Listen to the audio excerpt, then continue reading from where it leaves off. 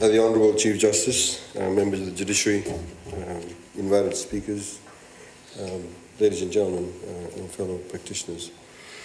It gives me much pleasure to close the conference this afternoon. I'd like to probably just start off by making some remarks in terms of some of the feedback that I received from some of the practitioners, some of the senior ones.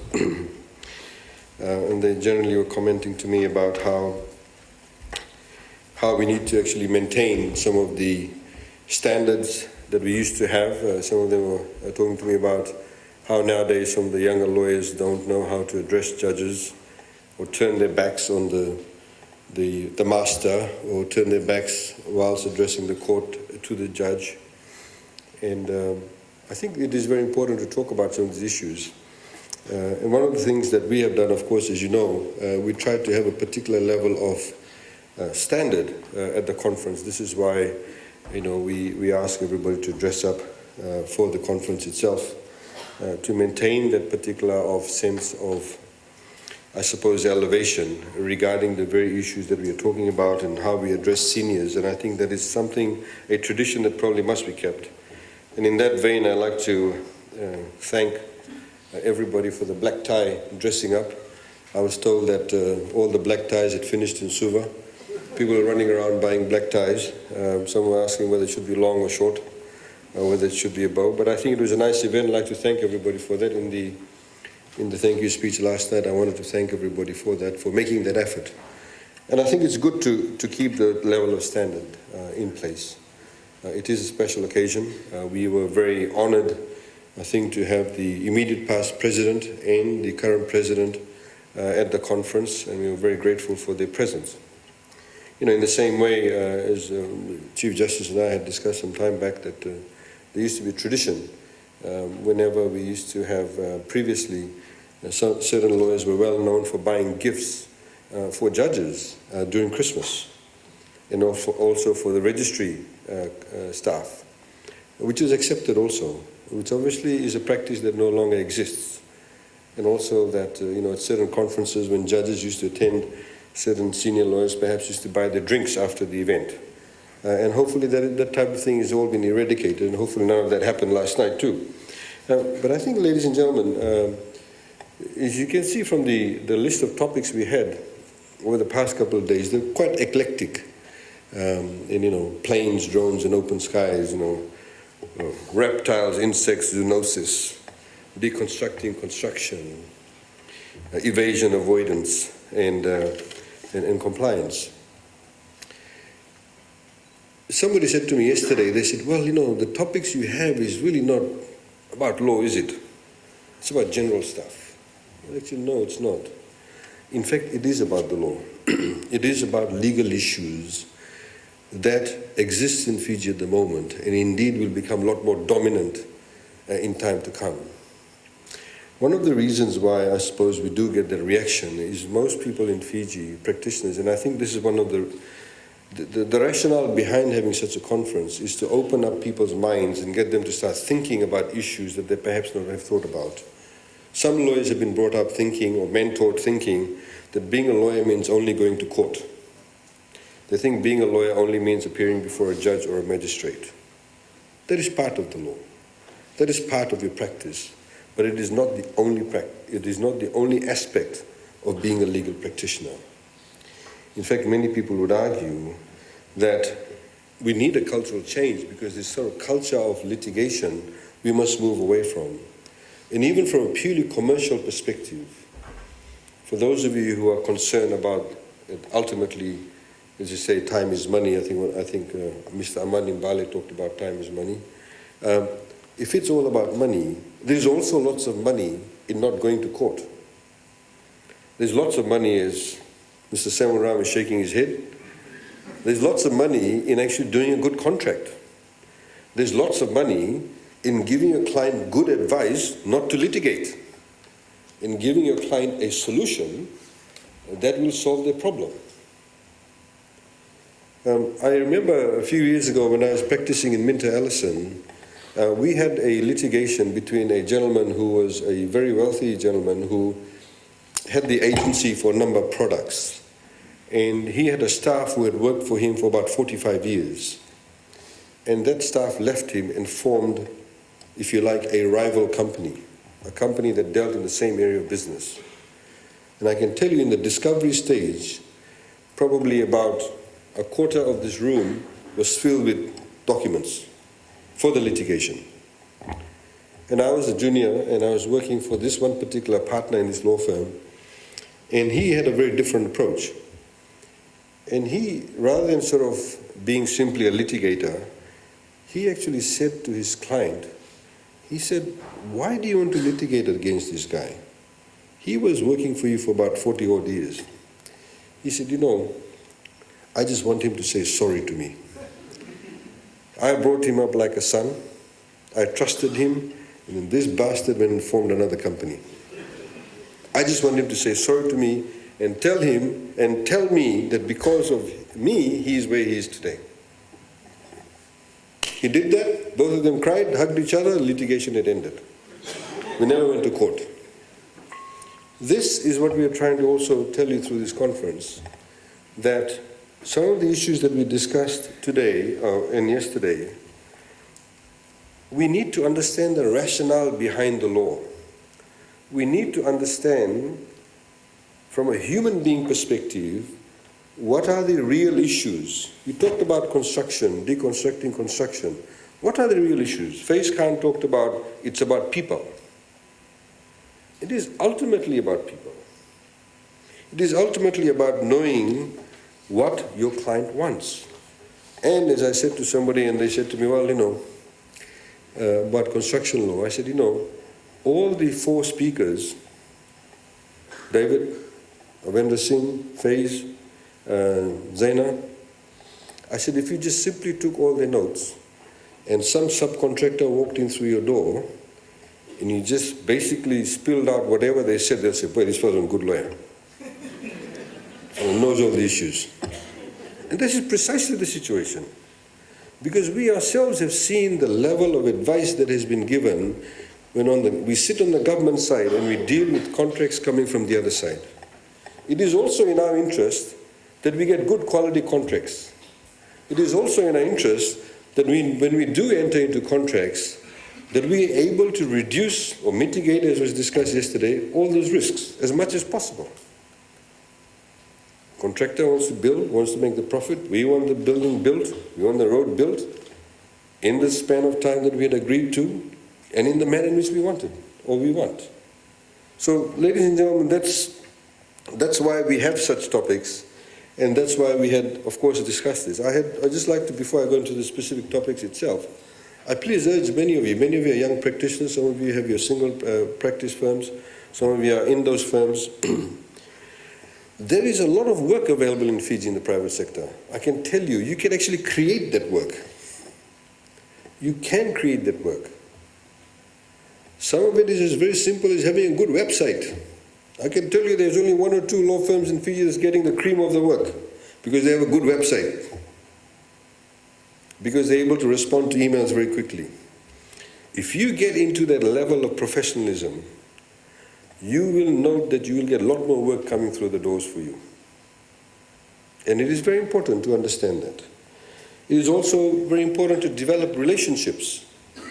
Whether it's Investment Fiji, whether it's Film Fiji. We're getting a number of film productions. The FERCA officials will tell you. In some months we have 5 or 6 companies wanting to shoot a movie in Fiji. They need lawyers. They need accountants. Have you registered with Investment Fiji? Have you registered with Film Fiji? Have you applied for the certificate where it says that you are an accredited law firm to deal with movie production in Fiji? There's a lot of work out there. Have you put yourselves out? Have you done a little bit of work in terms of construction law, being able to put yourself out, say, look, I can do this type of work? So there are those opportunities that do exist in Fiji, and of course you'll get a lot of referrals. Just specifically on the topics themselves, as we, in some of the discussions we had, one area that we have seen, and I'll be very, very brief, as we've said, there's not many specialists in drafting of contracts. We have a lot of overseas firms that are getting the work. We'd like you to develop the level of expertise. You can partner up with a lot of these firms. And it's not only about litigation. And I think what I highlighted earlier on, we're always looking at the the end product. Let's look at the front product. Let's get the product right. We have a lot of opportunities in Fiji, we believe, in terms of mediation. As you know, the Chief Justice and the Chief Registrar recently opened up a special mediation office in Suva. We believe that Fiji has the potential to become like Singapore. Singapore is the size of Taveuni, ladies and gentlemen. It's the size of Taveuni.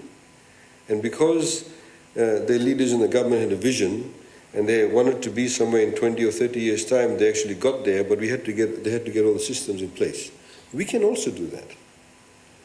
As I mentioned earlier on, in another forum, when we fly to Singapore come April the 5th next year, Fiji will be connected to every single continent that borders the Pacific Rim except South America. Imagine the opportunities from that. Imagine the opportunities. And South America is our only and next frontier. So there's a lot of opportunities that we can generate. And as a legal profession, you know, they say there was a survey done in Australia a few years ago. They said, which is the most least trusted profession? The most least trusted were car salesmen, and then number two, most untrusted were lawyers. But lawyers, car salesmen, insurance agents are the groups of profession in Fiji, at the very least, who are the ones who interact most with society and have a particular value in terms of what you know and what you say and what you impart as knowledge. So when we are talking about biosecurity, you actually have an understanding of that. But there's also, again, legal work from that. So from the construction laws, one of the main issue that I would like to highlight from that is that there's a lot of opportunities there. We wanted your input. If you have an interest in that, please feel free to talk to us, because we're also going to review the Fiji standard form of building contracts. And we, of course, are working on that, including the building code itself. We are looking at certification of builders, because we do need to do that. And again, you know, by doing those type of regulatory measures and changes in place, there's again, people will become more and more of your clients, because they want to know more specifically about how the law affects them. Planes, drones, and open skies. Yes, I think there are privacy issues that's very, very critical for that. Of course, some of these things crept into Fiji because we did not even know about them specifically. We all knew about drones, you know, bombing some outpost in Afghanistan or somewhere else. But these have crept in, some of them as toys. They weren't recognized, but of course there is an issue. Drones, of course, have a useful purpose. We can, you know, check out all the marijuana spots in Kandavu, which is where they all grow all the marijuana in Fiji. But again, it is critical as to how we manage that. The open skies is a critical issue for us. As was highlighted, we could not agree more with the Solicitor General, of course, the CEO of Fiji Airways, that Fiji needs to protect its airspace in that sense. We're happy to announce that in January of next year, which is in a few weeks' time, we'll be negotiating, hopefully, our ASA with India. Hopefully they'll be down here in the middle of January. We need to finalize that because India has now the second largest outbound market in the world. And apparently in about 5 to 8 years' time, they'll have the largest outbound market. So Fiji having a direct flight to Singapore means we need to increase the level of connectivity with India vis-a-vis Singapore. So these are some of the work that's already on foot. Asylum, refugees and borders. Human movement has increased quite significantly in the world. As you know, that human movement was also encouraged by countries like USA, UK and Australia, where they had specific policies to receive people as immigrants into their countries. And they did that because there was a shortage of labor in those countries, the shortage of expertise. But they also needed the consumerism to drive up the demand for goods and services. So you see in the 1900s, you had, of course, in Australia, the White Australia policy, pre and post World War II, but then, you know, they opened it up. But now some of those countries themselves are closing up their borders. And in fact, we had invited the Australians to come and speak. They promised us that they will speak, but they unfortunately did not turn up at the last minute and said they could not. I'd like to thank, though, the Aegis Chambers for sending a representative regarding cybercrime.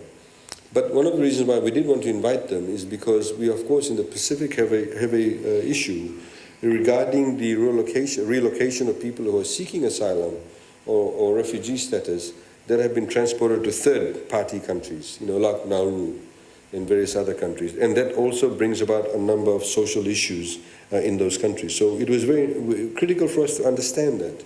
As was highlighted by the Director of Immigration, we actually in Fiji do have some asylum seekers. Many people did not know that. But on the other hand, we need to also understand our laws. There is a company I just discovered about 3 weeks ago in Fiji that you pay $3,500 or $3,000, and they have students coming in from India and Pakistan to learn baking and catering. These people are not coming here to learn baking and catering.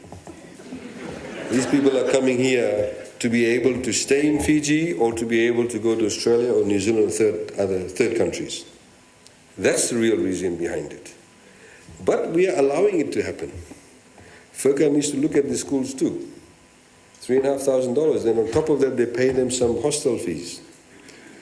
And in fact, the one person that the Director of Immigration referred to, he said that there was those of you remember, there's an application for asylum status sent through the AG's office. One of them actually gave it to us. And we sent it off to the Director of Immigration for them to do the processing and assessment. But these are the kind of contradictions, if you like, that is taking place. So as a country, we need to be able to deal with these situations. Again, for those of you, as the Director of Immigration said, at the moment they're being held by UNHCR. But once Fiji starts doing its own applications, there's also work for lawyers in that respect. As you know that in Australia, there are lawyers who specialize in helping refugees or asylum seekers or with immigration laws. And then again, in Fiji, we don't have that sort of level of expertise that's developed. One may argue that there's not enough work there, but it will develop in time to come. So we need to be aware of these issues. Climate change refugee status is a very, very critical issue for us. As we discussed about territoriality, it has huge implications. This is why, as highlighted yesterday, we've allocated $50,000 in next year's budget. And I urge those of you who are passionate about this area to please feel free to contribute. We will be soon announcing who will be a couple of the lawyers in the AG's chambers who will be dealing with this matter. And we want to develop that level of knowledge base in Fiji to be able to talk about these issues and in time to come to be able to develop the laws that will pertain to that. Because migration, refugee status, asylum seeking fundamentally boils down to social issues. In many countries, it led to xenophobia. Do we want to be a country that's going to be completely xenophobic? How are we going to deal with this? Because it has a huge implication on society itself. Reptiles, insects, and zoonosis. Perhaps like FERCA, BEF is seen as a pain in the butt by many people. But I have to publicly commend the executive chairman and his team for doing a sterling job, because BEF in a very short period of time has come a long way. And as you saw the issues that they had highlighted, how real a phenomenon, how real a problem it can pose if we do not keep our borders on check. I mean, sometimes you may think that a person crossing the border is not as dangerous as some insect coming into Fiji. It is a big problem. If you get what they call gas in Fiji, giant African snail, you can kiss a lot of things goodbye. And unfortunately, there was one giant African snail that was detected by BEF in a container that was transiting, I think it was from Vanuatu or Solomon Islands, coming through Suva Port on its way to Australia.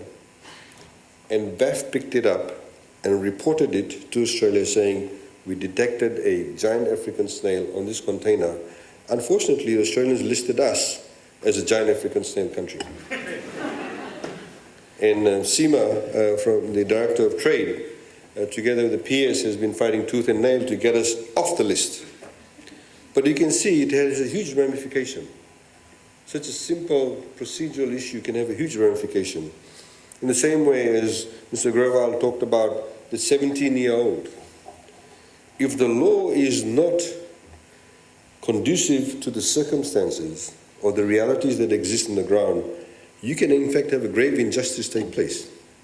I mean, that young boy, one may argue and say, well, morally he was wrong to forward that photograph to his friend that his girlfriend sent to him. But does the law have to be so absolute? And this is why it is very critical for us to use such forums like this, and I know sometimes the time does run short, but I hope that, when you're discussing tonight over your red wine or white wine, you're actually discussing some of these issues, and we like to get your feedback on such matters, because it's very critical for us to get it right, not just as practitioners, but of course as a country. As I said again, it does pose issues for you or for your clients if shipments come in and you do not know the rules and regulations. So please, read up on it. You can become a specialist and hold yourself out to be a BAF specialist.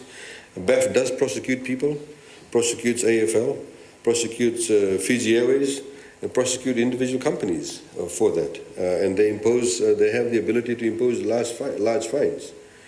So these are the sorts of things that we're trying to get in place. One important issue that does come out, because BAF has those powers, Mr.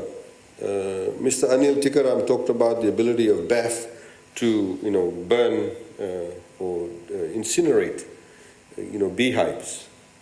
BAF, of course, is allowed in the Constitution too. One of the fundamental rights we have is freedom of movement within our country.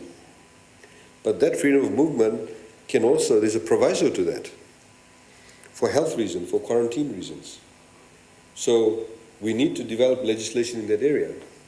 If, for example, somebody contracts one of those diseases that they talked about, and they live in Taveuni, in the same way they don't allow certain taro plants to get off Taveuni or onto Taveuni, will we stop people from getting off Taveuni if they want to come to Vanuatu? These are also very, real live issues that can come about. And somebody comes along to you and say, my constitutional right is being breached. What will be your position?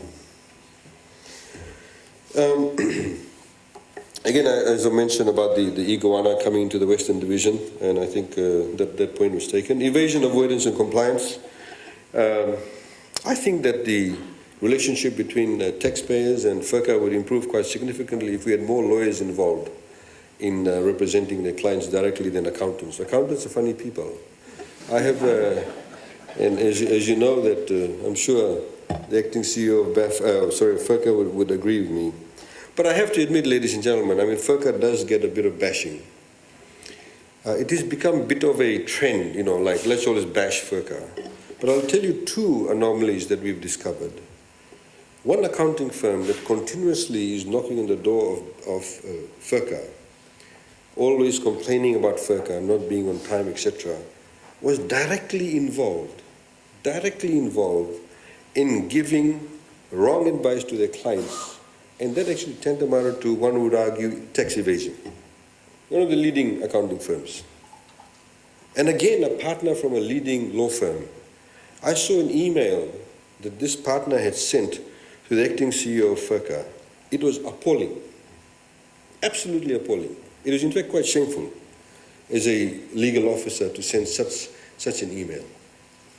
There is a certain level of, I think, mutual respect that is necessary. The reality is, the law says you have to pay taxes. The reality is that there are people evading taxes, and we will go after them. We put in place laws.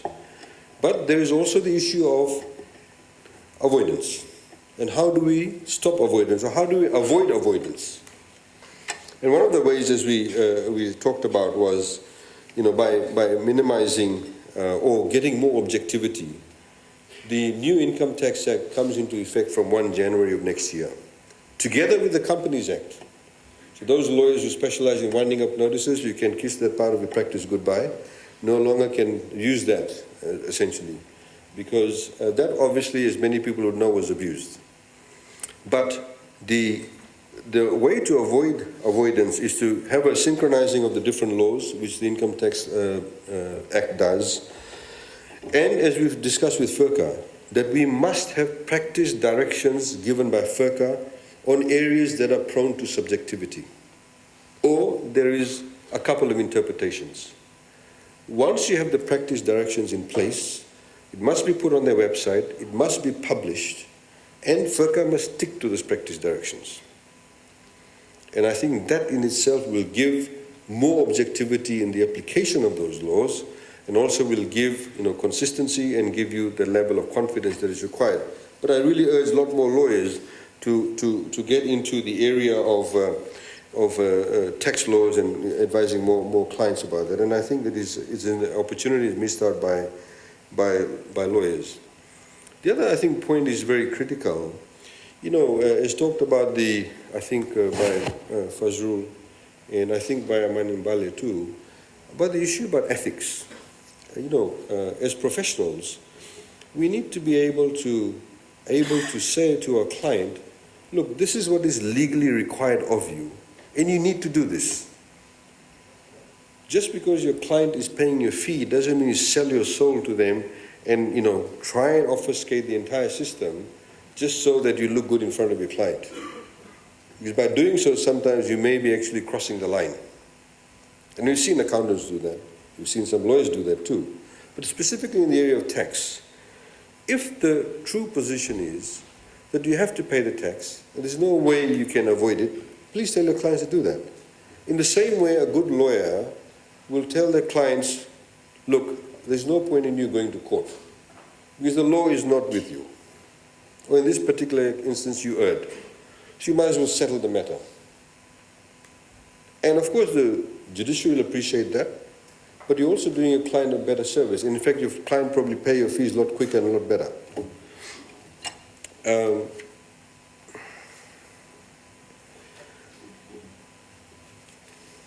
I just wanted to highlight, there's as was said by the acting CEO of FERCA, we put in place a provision where Fijians who own assets offshore, we gave them amnesty. And we said that if you declare your assets offshore, there won't be any penalties. There won't be any clawing back in terms of assessable income from those assets. And lo and behold, within a span of 6 weeks, within 6 weeks after we put in place the amendment, over $500 million worth of assets were declared by Fijians who had never declared it, and these assets are offshore. And I know many of them probably have $50 million but only declared 10, just to get us off their back. But in the same way, I think, going forward, we have to be able to be in a position, as was highlighted by the acting CEO, one of the lowest tax rates in Fiji, in the Pacific region, 20%. 20% for companies and individuals. So why avoid it? Why evade it? Why not declare it? Make your money, as the acting CEO said, make your zillions. But just pay your taxes. It's a very simple issue. And in fact, it will make compliance a lot more easier. We, of course, at the moment, for those of you who have not paid your taxes, we have also got an amnesty till the end of this month. If you've not paid your taxes, you have not filed in your returns, please do so. Pay it all up, no penalties by the end of this month. So we've got another couple of weeks left, which you can do. We've also got another amnesty now in place for those people who have been hiding assets onshore in Fiji under other names. So we will turn the other way. You just declare it now, and going forward, then you can, of course, pay your taxes on that. What is really interesting, before I finish off regarding tax, was when we talked about the various concessions that were given to the tourism sector, we had somebody that wrote to us, and they said, if you are going to remove the generous tax concessions to the tourism industry, people will lift up the hotels and move to other Pacific Island countries. It has, of course, not happened. But that's the kind of threat that the government said previously. So for us, it is a sense of disloyalty. They have been making money in Fiji for decades. We have been selling the Fijian hospitality, the Fijian people, the hospitality you cannot get anywhere else in the world. And yet, for a simple issue like, well, after 20 years, we want you to pay tax now, they're saying we'll uproot our hotels and leave. That is, of course, not right. And of course, we do not listen to that. And of course, nobody's hotel has left Fiji. In fact, there are more hotels being built. The reality is that we need to have, and what is really good for investment, is a particular level of consistency in the laws, and we need to be able to have laws that is forward-looking. Talking about forward-looking, ladies and gentlemen, the footprints in cybersecurity, It's very fresh in our minds. I'm not going to talk too much about that, but I think what is a couple of critical issues that came out of that. There are some provisions in the crimes decree that was introduced regarding, what people may call computer crimes, but we do need to bring in new legislation. We at the moment have signed an agreement with CTO, and CTO will be coming in to help us develop the laws regarding cybersecurity. What was very critical about what was highlighted by Mr. Grewal about the digital divide, we are very mindful of that. The digital divide is very critical, and as we've said, we can all sit here and get our 4G and our smartphones, but we have to ensure that the people in Kandavu or people in Laos, some remote place in Ba, in the rural area, has that level of accessibility also. Because by not ensuring that that happens, you'll create an even bigger divide. You create an even bigger divide. And so one of the things that we'll be doing in the next year or so is to be able to minimize that particular opportunity for that more further division within the digital age. The Financial Intelligence Unit, of course, is a great help to us. We work together with them, but I'm sure many of you probably won't use your Facebook for the next 24 hours. But you'll get used to it again and you'll start using it. And that's the reality.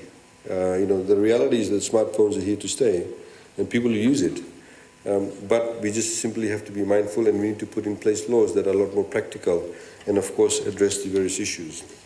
Ladies and gentlemen, with those concluding remarks, I'd like to thank everybody once again, in particular our overseas speakers who've come specifically for this conference.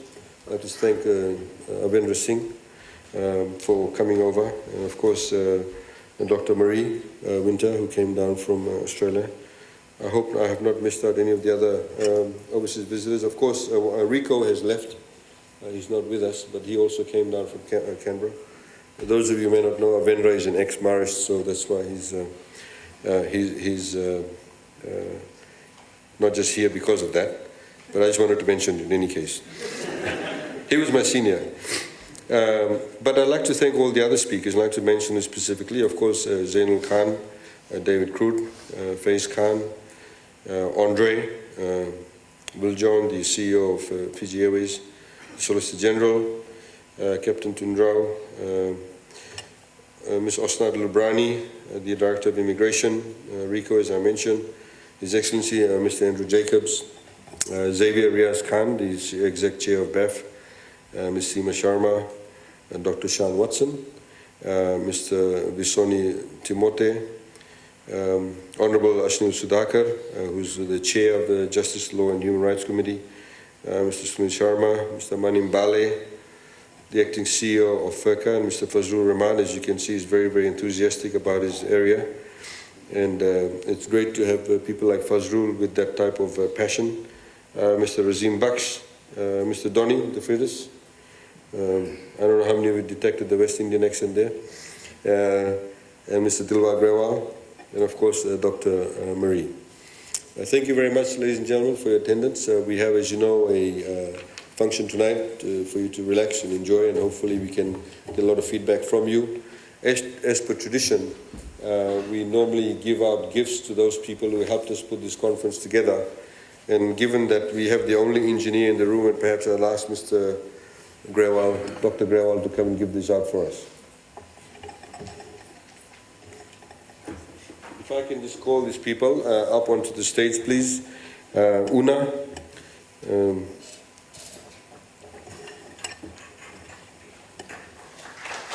Please put your hands together for Una.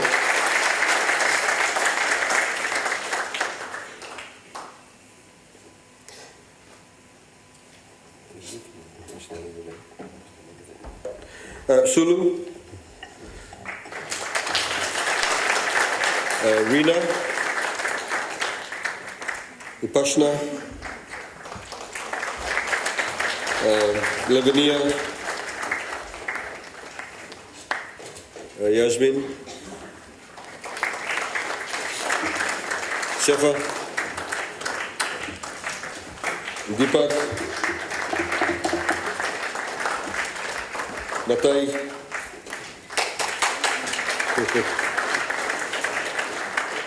Nemani, Shelvin, David, Ronald,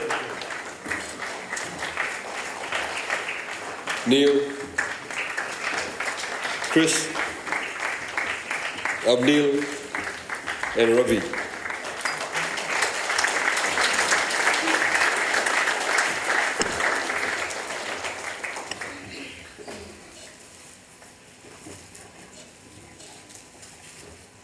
Ladies and gentlemen, these staff behind the scenes go through a lot of effort in putting together everything for you. As you can see, they've also changed their colors too every day. But please put your hands together for them once again. You know, as I keep on saying that sometimes professionals forget that every single person in the organization is very, very important. You know, the day that the driver does not attend work, they'll say, oh, I can't go there because the driver's not here, and that's when you miss him or her. The point is that these people have done a fantastic work behind the scenes, and we value every single staff at the Aegis Chambers. So thank you once again, ladies and gentlemen. Honorable Chief Justice, we look forward to seeing you at dinner tonight, and thank you all and have a good evening. Vinaka, thank you.